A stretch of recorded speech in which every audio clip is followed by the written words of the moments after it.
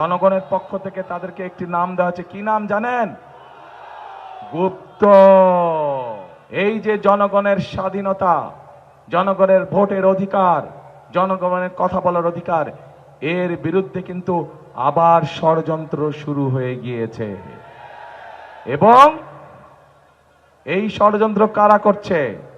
এই ষড়যন্ত্র যারা করছে তাদেরকে জনগণ একটি নামে ডেকে থাকে। জনগণের পক্ষ থেকে তাদেরকে একটি নাম দেওয়া হচ্ছে। কি নাম জানেন? গুপ্ত।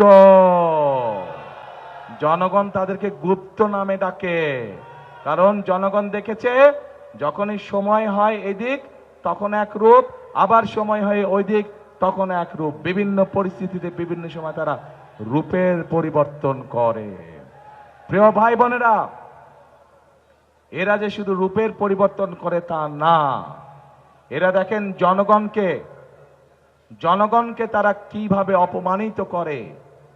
জনগণের উপরে যে তাদের মোটেও আস্থা এবং বিশ্বাস নেই, তার দুটো প্রমাণ আপনাদের সামনে আমি দিচ্ছি।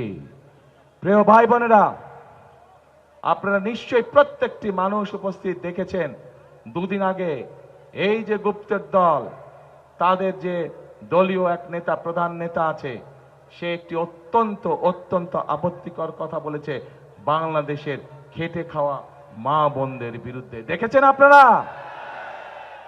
প্রিয় ভাই বোনেরা, আমার একটি প্রশ্ন আপনাদের কাছে, যে রাজনৈতিক দল, যে রাজনৈতিক নেতার চিন্তা বা আদর্শ হয়ে থাকে, তার দেশের খেটে খাওয়া মা বোনদের সম্পর্কে এরকম নোংরা চিন্তা হয়ে থাকে, তাদের কাছ থেকে কি আমরা ভালো কোনো কিছু আশা করতে পারি?